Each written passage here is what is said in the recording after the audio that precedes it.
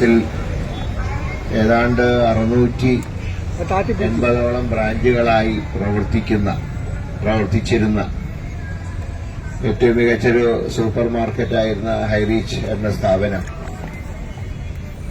ഏതാനും മാസങ്ങളായി പൂട്ടിക്കിടക്കുക. ഏതാണ്ട് 680ഓളം സൂപ്പർ മാർക്കറ്റുകൾ ഇന്ന് ഈ സംസ്ഥാനത്ത് പ്രവർത്തിക്കുമ്പോൾ 16 ലക്ഷത്തോളം ജീവനക്കാരാണ് വിവിധ പോസ്റ്റുകളിലായി ഈ സ്ഥാപനത്തിൽ പ്രവർത്തിക്കുന്നത്. ഏതാണ്ട് 180 കോടിയോളം GST അടച്ചൊരു സ്ഥാപനം. പക്ഷേ ചില കുത്തിത്തിരിപ്പുകാർ കാരണം ഈ സ്ഥാപനം ഇന്ന് പൂട്ടിക്കിടക്കുക.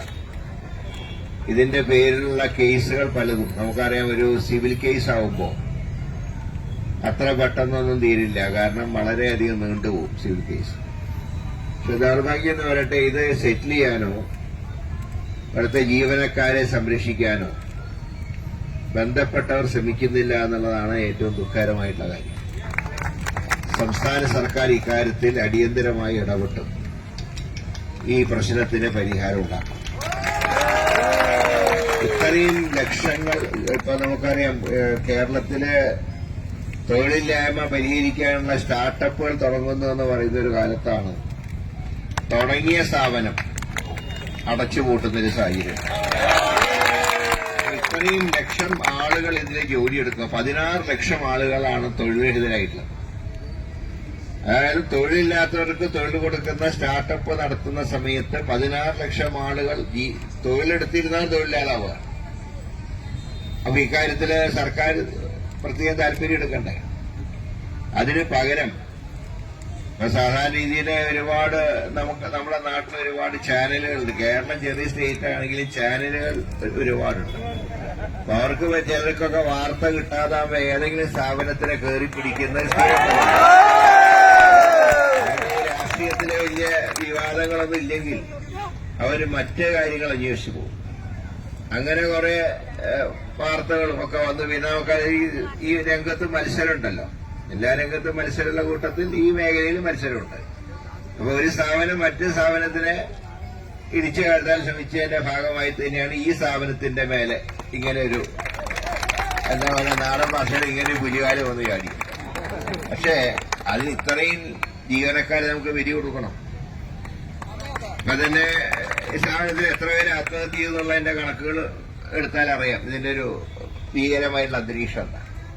അപ്പൊ ഗൾഫ് രാജ്യങ്ങളിൽ തന്നെ ജോലി നഷ്ടപ്പെട്ട ആളുകൾ നമ്മുടെ രാജ്യത്തേക്ക് ഇപ്പൊ തിരിച്ചു വരുമ്പോഴാണ് നമ്മുടെ നാട്ടിൽ പ്രവർത്തിക്കുന്ന ഒരു സ്ഥാപനം അടച്ചുപൂട്ടുന്ന ഒരു സാഹചര്യം ഉണ്ടായി.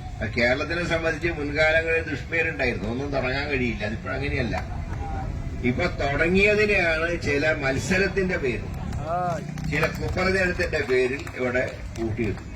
അതുകൊണ്ട് ഈ വികാരം പ്രകടിപ്പിച്ചുകൊണ്ടാണ് ഇത്രയേറെ ഒരു ജനങ്ങൾ, കേരളത്തിന്റെ പല ഭാഗങ്ങളും വർഷങ്ങളായി ഈ സ്ഥാപനത്തിൽ പ്രവർത്തിച്ചിരുന്നവർ, നിങ്ങൾ പറയുമ്പോ മാസം ഒന്നും കാശ് കിട്ടുന്നില്ല, എന്നിട്ട് പോലും എവിടെ നിന്നൊക്കെ കടം വാങ്ങിയിട്ടാണ് നിങ്ങൾ തിരുവനന്തപുരത്തേക്ക് വരുന്നത്. കാരണം ഇപ്പോ ട്രെയിനിന്റെ കൂലിയാണെങ്കിലും ബസ് കൂലിയൊക്കെ നല്ല കൂടുതലുള്ളൊരു കാലഘട്ടമാണ്. അപ്പൊ ആ സമയത്താണ് ഇല്ലാത്ത കാശ് കടം വാങ്ങിയിട്ടൊക്കെ ആയിരിക്കാം നിങ്ങൾ ചിലപ്പോൾ വന്നു കാണും. അതുകൊണ്ട് ഗവൺമെന്റ് ഇക്കാര്യത്തിൽ വളരെ കാര്യക്ഷമമായി പ്രവർത്തിച്ചില്ലെങ്കിൽ ഇപ്പൊ തന്നെ അയ്യപ്പന്റെ കോപം കിട്ടുന്നുണ്ട്. അതിന് പുറമെ ഇനി പാവപ്പെട്ട ജീവനക്കാരുടെ ശാപം കൂടി ആയാൽ അതിന്റെയൊക്കെ ഫലം അനുഭവിക്കേണ്ടി എന്നെ ഭരിക്കുന്നവരാ. ഞാൻ മറ്റു രാഷ്ട്രീയമൊന്നും പറയുന്നില്ല, രാഷ്ട്രീയം പറയേണ്ട രീതിയില്ല. എല്ലാ പാർട്ടിക്കാരും ഉണ്ട്, എല്ലാ പാർട്ടിക്കാരും. പക്ഷെ പട്ടിണി വരുമ്പോ എല്ലാവരും ഒന്നിച്ചാ പട്ടിണി കിടക്കും. അതാണ് പ്രധാനപ്പെട്ട കാര്യം. അപ്പൊ ഈ സ്ഥാപനത്തിലെ 16 ലക്ഷം ജീവനക്കാർ പട്ടിണി കിടക്കുമ്പോ അത് പരിഹരിക്കേണ്ട ഉത്തരവാദിത്വം സർക്കാരിനുണ്ട്. അതുകൊണ്ടാണ് സെക്രട്ടേറിയറ്റിലേക്ക് വന്നിട്ടുള്ളത്. അല്ലെങ്കിൽ രാജ്ഭവന്റെ മുമ്പിലേക്ക് അല്ലല്ലോ പോയിട്ടില്ല. സെക്രട്ടേറിയറ്റ് എന്താ വന്നത്? ഇത് പരിഹരിക്കേണ്ട ആൾക്കാർ ഇവിടെയായിരിക്കുന്നത്.